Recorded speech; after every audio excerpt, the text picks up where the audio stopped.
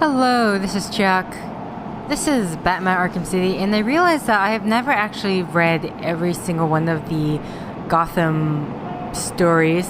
It's kind of an extra thing. But so I thought, let's sit on this roof with a spot of tea that the Mad Hatter probably put out, and have ourselves a story time for those who actually want to listen. So some of these I've already read within my playthrough, but this will be the set with all the stories. Aaron Cash. Aaron Cash recalled that night back at Arkham Asylum when, watching from a security monitor, he saw Quincy Sharp scrawl an elaborate message on the floor of the cell block control room using a rusty nail and blood from his fingertips, before forcing his way out of the cell, only to disappear into the chaos. He didn't know where Sharp had gone, but he was sure that there was something seriously wrong with the future mayor of Gotham City.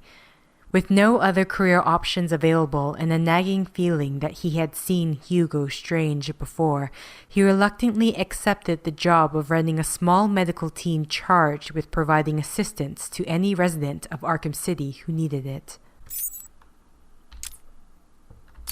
The Abramovici twins. Not sure if I'm saying that right. Andrei Abramovici was a respectable man in the small Siberian village where he lived with his pregnant wife. When word reached Andrei that his wife was in labor, he rushed home, excited to be at her side, but was met only with the midwife. His wife had not survived the birth. Complications due to the special nature of his newborn sons were to blame. Pushing into the room, he found his twin sons joined at the shoulder, screaming for their mother. He took the twins and left town. Crying, he stood on a bridge over the freezing cold river and contemplated throwing them to their deaths. But he could not do it. Leaving his sons outside the tent of a traveling freak show, Andrei returned home to his village a broken man. The Joker had heard tales of the conjoined Abramovici twins, now widely known as Hammer and Sickle, and their reputation for brutality, and he wanted them for himself. Sending Harley on a desperate mission to retrieve them, she passed on the message to the circus owner that her puddin' would pay big for the twins. Of course, the owner refused to sell his headlining act. He promptly vanished, only to be found 3 months later with a new smile carved on his face. Arkham Island sold. Once the decision to create Arkham City had been approved, Mayor Sharp ordered that Arkham Asylum be put up for sale. In a press conference, he claimed, "This is a fantastic revenue opportunity for Gotham City." Although a number of prominent Gotham companies entered bids for the land, the winning bid came from a previously unknown security company named Tiger. Within weeks of the sale, Tiger was also awarded with the contract to police Arkham City and instantly began using the island to launch its fleet of helicopter gunships to patrol the new prison facility. Arkham City Medical Team. Cash chose the abandoned church building near the Solomon Wayne courthouse to situate his medical team at. Knowing that Strange was only providing the minimal amount of medical assistance to placate those campaigning against Arkham City, Cash was forced to beg for equipment and additional medical supplies. The first donation came from Bruce Wayne himself, who supplied a series of security shutters to keep the people within the building safe, along with cutting-edge body armor and supplies. On hearing about Wayne's donation, Strange was furious and locked down all supply routes between the medical team and the outside world. Hugo Strange's storage vault. On the perimeter wall of Arkham City is the Tiger Confiscated Goods Vault. This high-security facility houses all the items confiscated from criminals upon their admittance to the prison. A special vault is used to protect the equipment and ill-gotten gains of the various super criminals and is guarded 24/7 by a squad of Tiger guards. Upon her arrest, Hugo Strange placed all Catwoman's belongings there, and she has vowed to get them back and leave Arkham City for good. Seismic disturbances. Just weeks before Arkham City was due to open for business, The streets and roads in the northeast of the facility were devastated by a series of unexplained seismic incidences. The large-scale subsidence left the street level of an entire district submerged underwater. Campaigners opposed to Hugo Strange's super prison demanded further investigation into the cause of the disturbances, arguing that this was further proof that the area was unfit under basic humanitarian grounds. However, Strange vetoed plans for an inquiry on his island. He provided his own experts to demonstrate that the seismic activity was a one-off event and maintained that the inmates had given up their rights to any decent standard of living.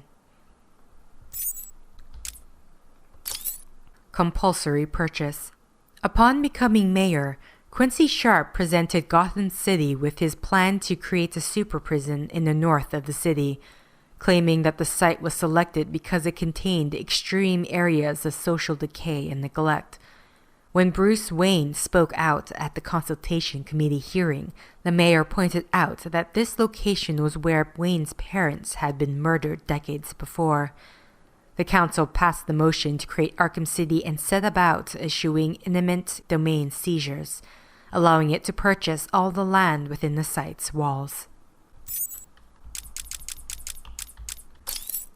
Studying the Bat. Hugo Strange's obsession with Bruce Wayne and Batman was unbearable. He needed to know every small detail of how this man functioned to understand exactly what made him tick so that he could finally destroy him. Strange manipulated the mayor into allowing squads of Tiger officers to be deployed into Gotham City under the pretense of aiding the police. However, unknown to the people of Gotham, the Tiger Guards had only one target: the Batman. Strange knew his men would initially fail, but he studied every defeat meticulously, analyzing the techniques and strategies of his opponent. It would be only a matter of time before he had the necessary data to defeat the Bat. Open for business. Mayor Quincy Sharp looked proud as he addressed Gotham on the night that Arkham City officially opened for business. As he introduced Hugo Strange to the mass of journalists, he felt sure that the hard work and sacrifices had been worth it. He could hardly believe that he had achieved so much in 18 months since the event on Arkham Island. As the champagne bottles smashed against the wall, Strange whispered to him that he would soon have Catwoman and Two-Face arrested and brought to his prison. Quincy smiled. With Arkham City's construction complete, he was guaranteed the approval of the city, and with all the supervillains in his custody, their next target would be the Batman, the person he blamed for everything. Bane. After being hit by the Batmobile and knocked into the dark waters surrounding Arkham Island, Bane swam to shore and was quickly recaptured and taken back to the asylum. Weakened by his injuries and the experiments performed upon him by Dr. Young, he patiently waited, plotting his revenge. Forced into keeping a low profile as he recovered, Bane searched Arkham City for a suitable location to act as a hideout, and found just what he needed in the form of Crank Toys building. There, surrounded by toys, he waited, recuperating, until the time was right to make his move. Titan on the streets. Having no love for his fellow prisoners in Arkham City, Bane set up and presided over an underground fighting contest where inmates fought in vain for the privilege of trying to take him down. Word of these fights spread throughout Gotham, and the Joker sent Bane a little surprise. As Bane moved in for the kill, the Joker's henchman triggered a Titan injection that ripped through his body, transforming him into the monstrous Titan. Barely surviving the fight, Bane had a new problem. Somehow, Titan had found its way into Arkham City, and it was up to him to stop it from falling into the wrong hands. Black Mask.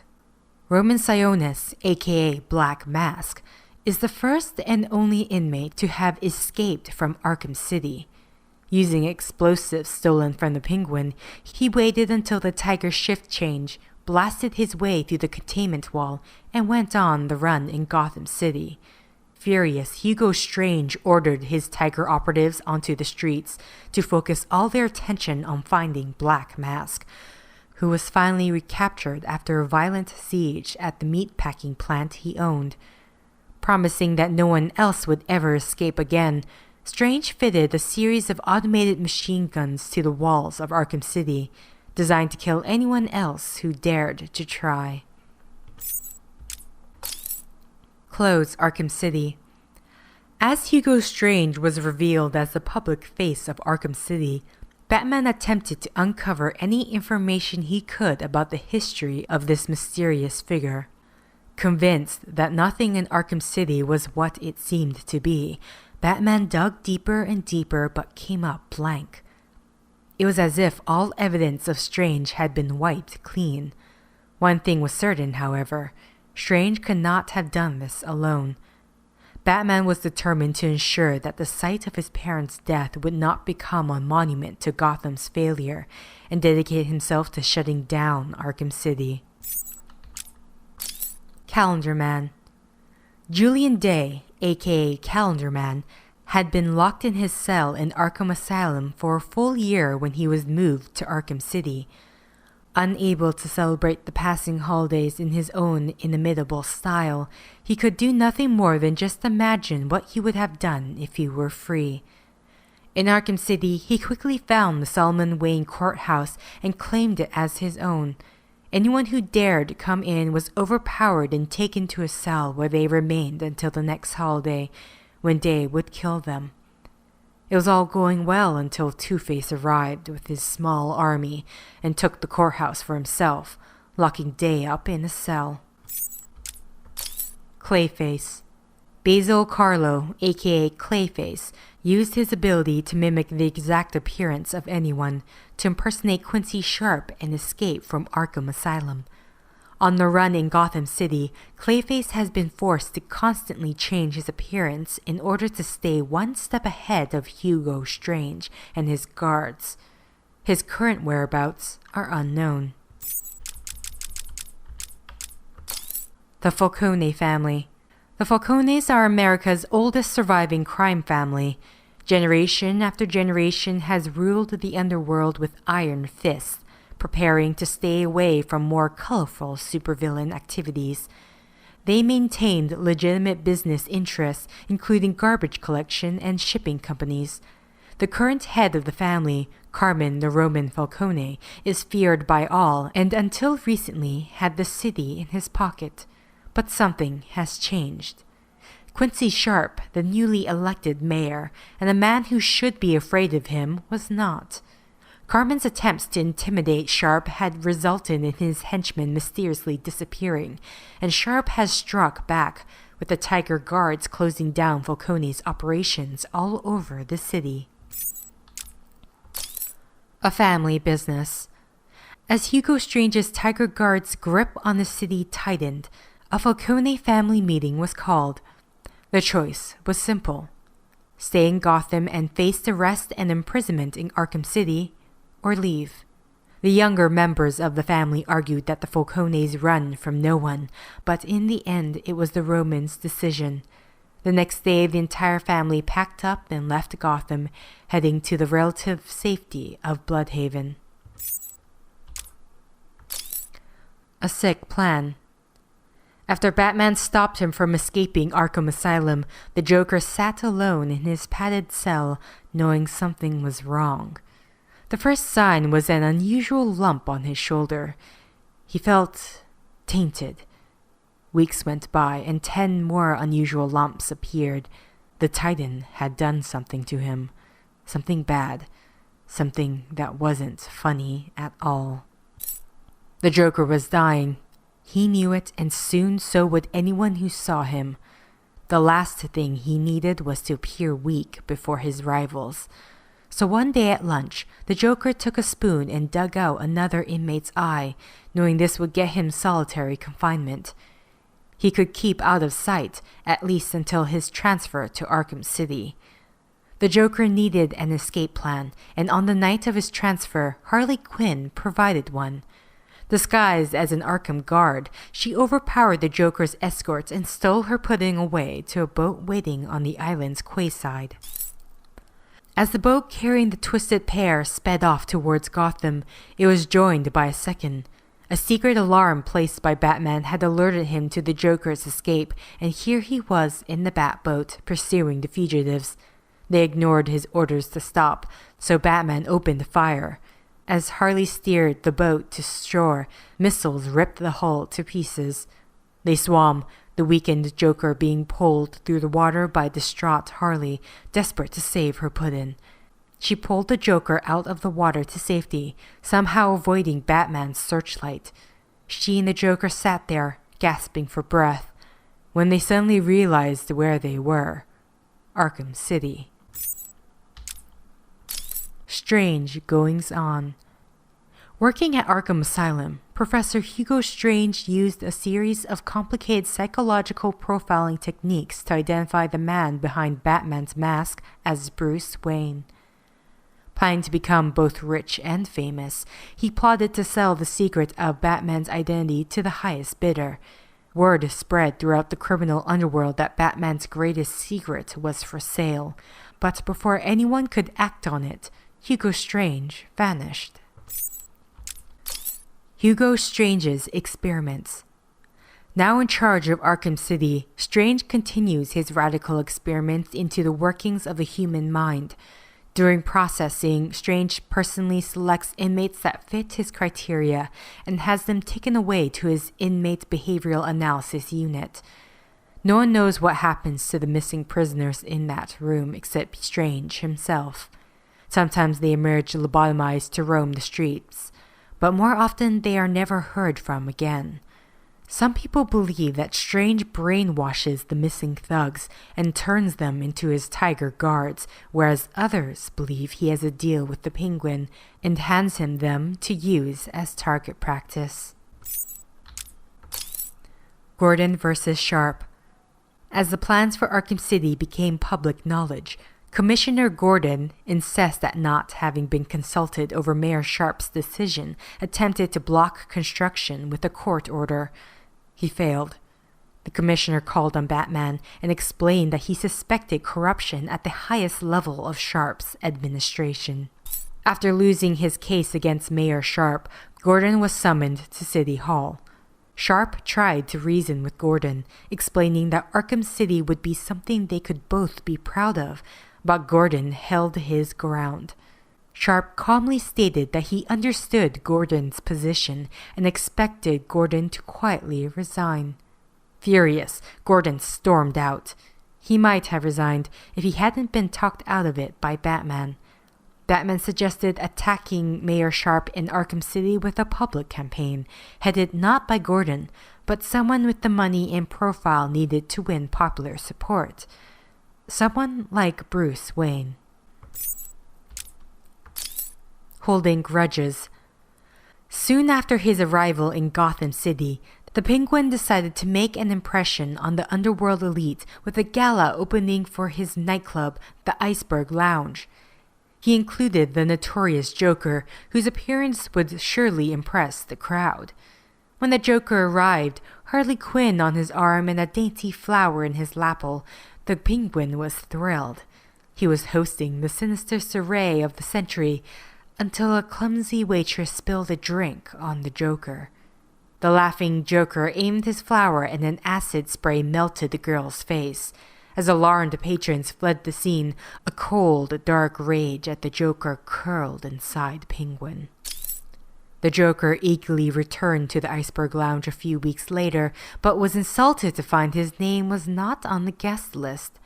Willing to overlook this obvious mistake, he shot the doorman on his way in, kicked his feet up at a table, and ordered a glass of warm milk. He was pleased when alongside the milk was a summons to the club's VIP section. Led to a back room, past a tank where Tiny the Shark circled, the Joker happily greeted the Penguin, who promptly pushed him out of a door onto the street. The Penguin squawked out that the club had a new no clowns policy before slamming the door.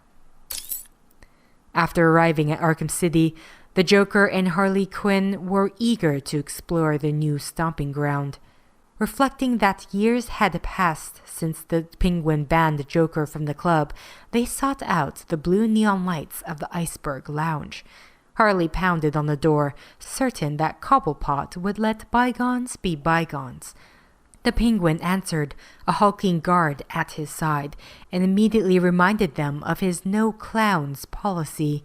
He just managed to close the door before the acid from Joker's flower shot out at his face. A killer in the sewers. In order to remove Waylon Jones, aka Killer Croc, from the sewers below Arkham Asylum, Strange ordered a squad of Tiger guards to lure him out using body parts from deceased inmates.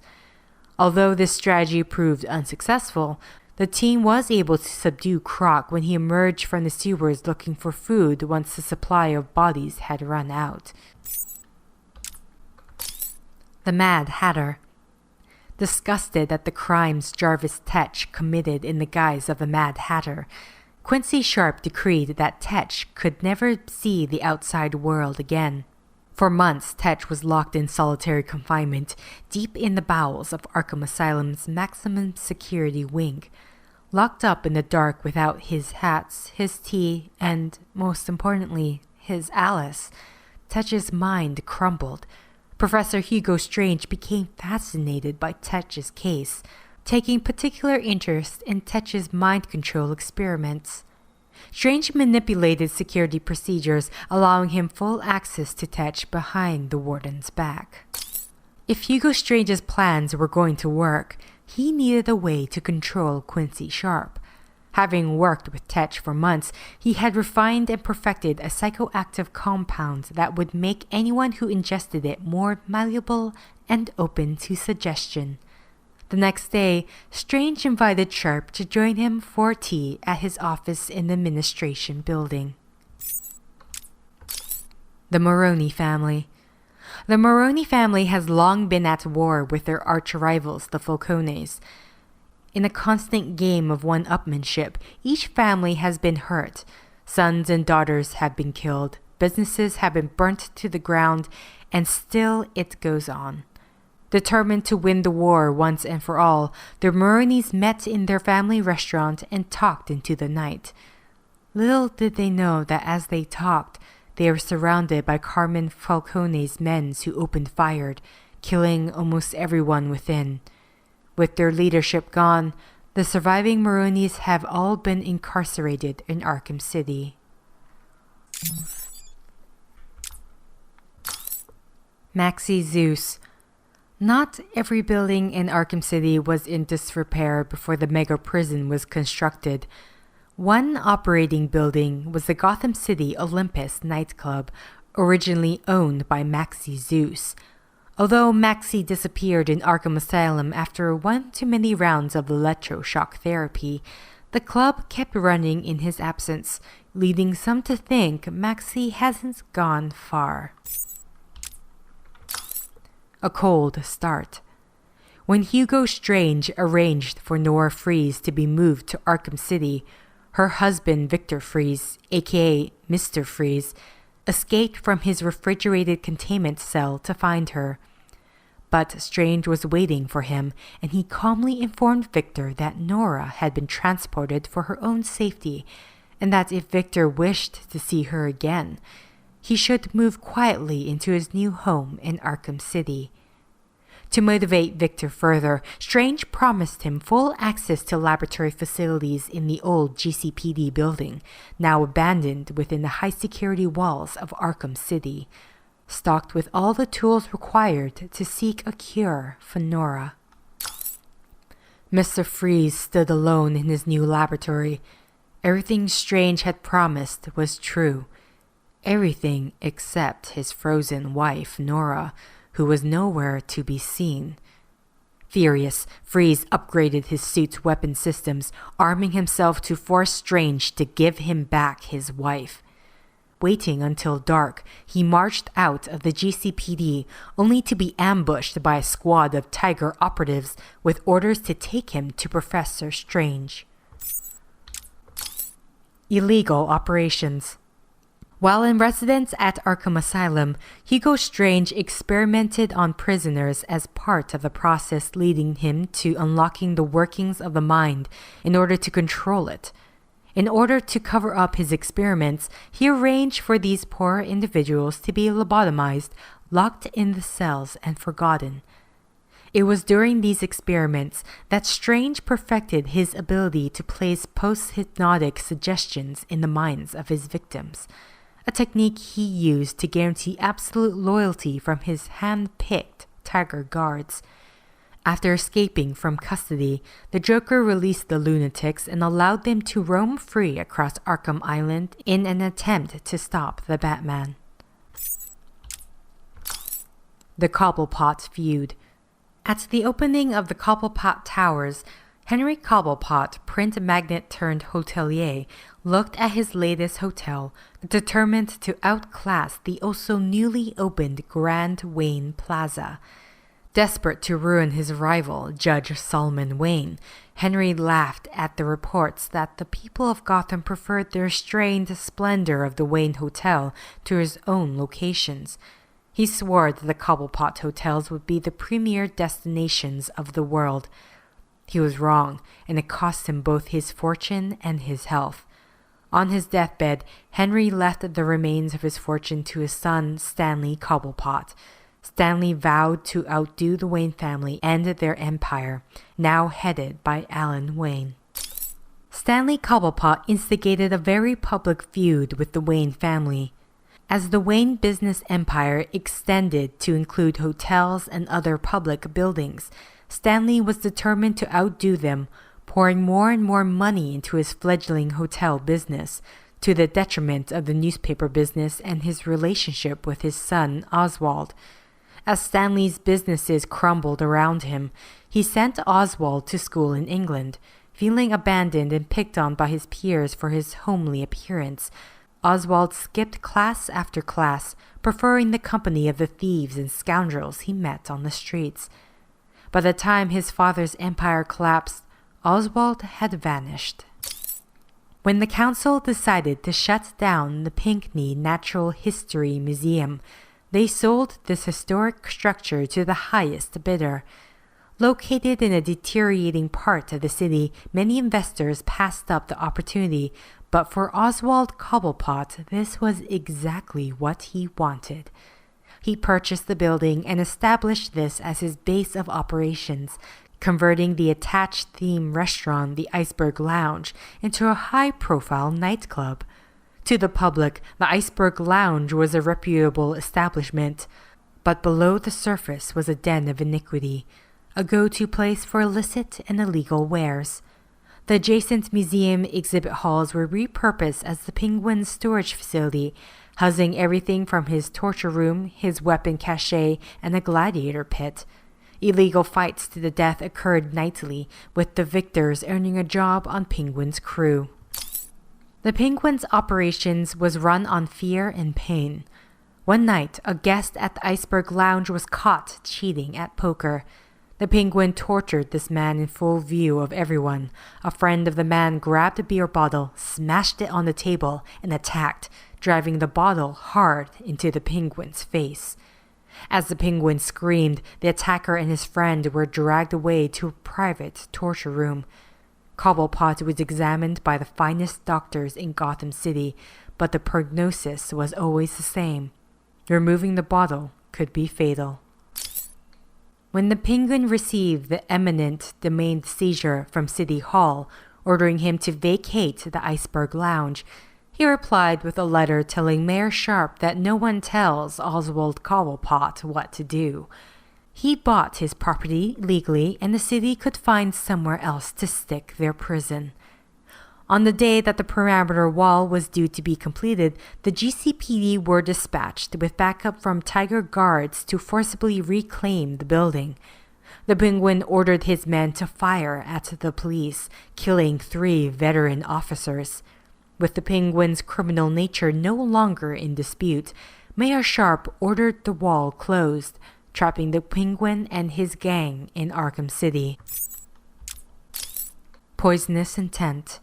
Ready to turn over a new leaf, Pamela Isley rejected her poison ivy persona and opened a small flower shop in the back streets of Gotham. Surrounded by plants, she was content for a while. But society continued to mistreat her babies, and eventually she snapped. A man came to buy flowers for his wife, obviously feeling guilty about having been unfaithful. Pamela smiled and handed over an elaborate bouquet. The plants came to life, rapidly growing onto his screaming face and piercing his skin with toxic thorns. Pamela laughed. Poison ivy was back.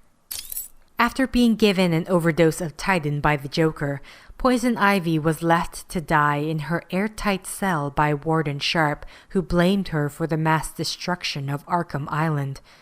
As her health declined, she prayed for salvation. It came in the form of a priest who was unknowingly covered in pollen from the trees near his church. As he performed the last rites, Ivy manipulated the pollen into an antidote that worked in harmony with the unique natural toxins in her blood, and, to the amazement of the priest, she began a full recovery. Furious, Warden Sharp locked her in a biological containment unit and arranged for her to be one of the first criminals sent to Arkham City. Election time. Quincy Sharp claimed to have been instrumental in stopping the riot at Arkham Asylum, stirring a tide of public admiration. Throughout his mayoral campaign, Sharp repeatedly told voters that he would never allow their safety to be threatened by criminal scum. His victory was assured when he announced that he would create a new, high-security prison that would forever separate the good people of Gotham City from the bad. Once elected, his first move was to put the relatively unknown psychiatrist, Professor Hugo Strange, in charge of the whole facility. The Ratcatcher. Otis Flanagan, aka the Ratcatcher, looked out through the cellar window on the opening day of Arkham City. He had kept out of trouble so far, but he would need a plan to survive. Arkham City claimed to be escape-proof, and the Penguin had the illicit goods market sewn up, so Ratcatcher would sell small comforts. Fine soap, breath mints, extra buttons. He sent his rats out to collect such items from the outside world. It worked. Business was brisk, and he felt safe, until the Penguin came looking for his rival vendor. Flanagan was dragged, screaming through the streets of Arkham City, followed by a trail of rats into the museum and never to be seen again. A new Robin. Richard Dick Grayson was the youngest in a family of acrobats known as the Flying Graysons. Their death-defying act was all that kept the circus where they performed in business. As the people of Gotham clamored for tickets to the show, the mob came looking for their cut. After the circus owner refused them, mobsters killed Dick's parents during a packed performance attended by Bruce Wayne. Wanting to protect the devastated orphan, Bruce took Dick under his wing and became his legal guardian, eventually entrusting the boy with his greatest secret. Desperate to help his friend and mentor, Dick trained hard to become Robin, patrolling Gotham at Batman's side. Now an adult, Dick fights crime on his own as the vigilante called Nightwing. Scarecrow. No one has seen Jonathan Crane, aka the Scarecrow, since he was attacked by Killer Croc in the sewers below Arkham Asylum. Some say he escaped certain death by dragging what was left of himself onto a Titan container and floating out to sea, while others believe he was eaten by Croc. Undeterred, Batman spent months searching for Crane, refusing to believe that he is dead. If Crane is out there, plotting his revenge on Batman, then Batman knows Gotham will never be truly safe. Buried on a Sunday. On a dark and stormy night in the late 19th century, a merchant named Cyrus Gold was murdered and dumped in the swamps near the emerging Gotham City. As the body sunk into the pit, it was exposed to an unusual chemical in the swamp which miraculously reanimated the merchant. He set out wandering the streets of old Gotham, unable to remember his name and only able to recite the nursery rhyme, Solomon Grundy. Seemingly able to cheat death, the undead man now called Solomon Grundy was captured and ruthlessly experimented on. Determined to discover what had brought Grundy back to life, it became apparent that the creature was now immortal due to a combination of the swamp chemicals and the storm that raged on the night of his death. As the army moved through the condemned Wonder City searching for stragglers, no one expected what lay in Ra's al Ghul's private medical laboratory. For months, Solomon Grundy had been exposed to the Lazarus chemical and then repeatedly electrocuted. He had died dozens of times, but each time he was brought back for more. While the soldiers debated what he even was, Grundy revived again and killed everyone nearby. Mentally broken by his ordeal, he waited at the lab for the doctors to return and murder him again. Talia's Guard. Even though she is a fearsome warrior in her own right, as Ra's al Ghul's daughter, Talia is always shadowed by a secretive order of highly trained female protectors known as the Elite Guard. Each individual guard is chosen generations in advance and trained from birth to be the best of the best, easily capable of holding her own against 100 men. Brokering deals. Sherman Fine, aka the Broker, has carved out a lucrative business in Gotham City by being the go-to guy to purchase property. Mainly hired by the criminal underclass, Sherman will find and arrange all the necessary paperwork to ensure that the deal will go untraced while providing exactly what the client needs. In the past, he has purchased rooms on behalf of the Great White Shark, Mr. Zsasz, and the Joker. When planning his revenge on the Batman, the Riddler took advantage of the broker's services to secure the buildings that would later house his challenges. Scarface. The original Scarface puppet was carved from the old gallows tree at the Blackgate prison, and eventually fell into the hands of the meek Arnold Wesker, who'd disappointed his mafia family by showing more interest in ventriloquism than gunplay. Scarface became an unlikely mob boss in Wesker's hands, until Wesker was locked up in Arkham Asylum without his precious puppet. Forced to improvise, he scrounged up materials for a new Scarface, one left mute upon Wesker's departure from the asylum. When the Joker took over Arkham, he discovered Scarface locked up and took a liking to the puppet. Scarface quickly revealed a garish repaint and a new voice, complete with a demented laugh and a twisted sense of humor. When Batman shut down the Joker's riot at Arkham Asylum, it seemed that the relationship between the newly demented Scarface puppet and the clown prince had ended, until one of the Joker's old henchmen, Muggsy Binks, showed up at the steel mill in Arkham City. He'd rescued Scarface from the old asylum, knowing it would buy him favor with Joker, and Muggsy was skillful enough to make a dozen more copies, freeing the Joker to manipulate any puppet that failed to amuse him. After all, another Scarface could quickly be built up for him to laugh with, abuse, and then break into pieces. Joker's only regret is that people aren't so easily toyed with and replaced. Or are they? Catwoman and Two-Face. As Strange's grip tightened and the gates of Arkham City slammed shut on Gotham's criminals, only 3 were left at large: Two-Face, Catwoman, and Batman. Catwoman sat in her apartment, debating whether to flee when her phone rang. On the other end, the unmistakable voice of Two-Face. "Sorry, kitty cat, but one of us had to go down." Suddenly, Tiger Guards were at her door. Fleeing Catwoman fought her way through guard after guard to the safety of a nearby roof. She could only watch as the guards ransacked her apartment until they found her safe. She readied her claws, but a shadowy figure appeared behind her and held a gloved hand over her mouth until she passed out. Catwoman came to in the Batmobile as it raced through the streets of Gotham.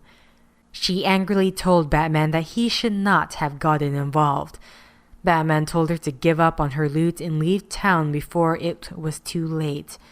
Undeterred, she asked how Batman knew so much about Arkham City.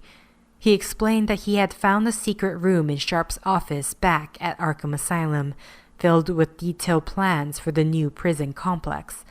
Catwoman thanked him and pressed the emergency eject button on her seat. The Batmobile screeched to a halt, but it was too late. Catwoman had disappeared, and Batman knew exactly where she was headed. Two-Face was already in the warden's office in Arkham Asylum, photographing the plans to the secret vault inside Arkham City.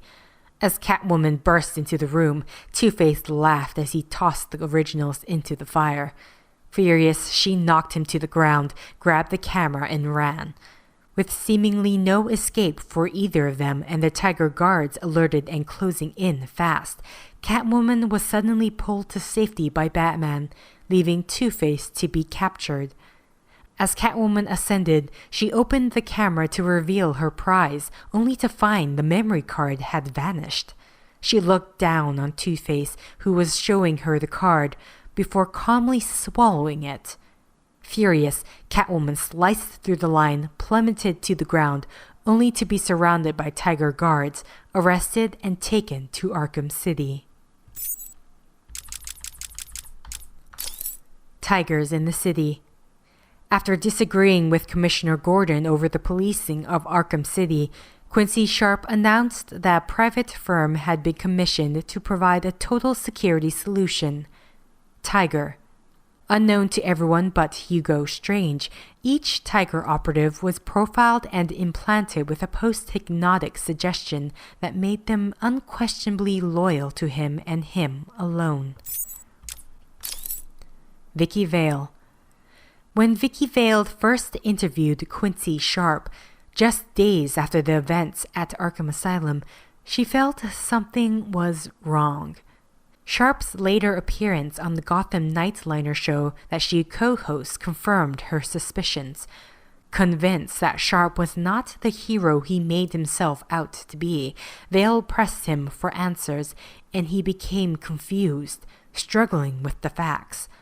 As she moved in for the journalist kill, she was shocked when Sharp suddenly regained his composure, answering all her questions with authority. It was as if he suddenly spoke with someone else's voice. Whatever was going on, Vale became even more determined to uncover the truth.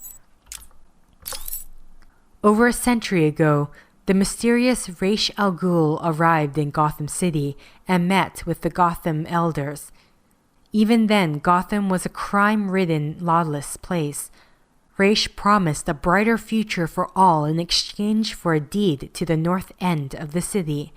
The Gothamites laughed at this strange man until he produced more gold than they had ever seen. The deed in hand, Ra's began construction of a new city, a utopian vision powered by clean, free energy. With no crime, the future would be bright, and as the last brick was laid by the slaves he had shipped in from his homeland, Ra's presented the future of Gotham, Wonder City. Mechanical guardians watched over the population of Wonder City, while behind the scenes, lawbreakers were removed and executed. Wonder Tower stood above it all, a monument to prosperity. But for Ra's, the real reason for choosing this location was simple. Beneath the streets, he had located a chemical source that he called Lazarus.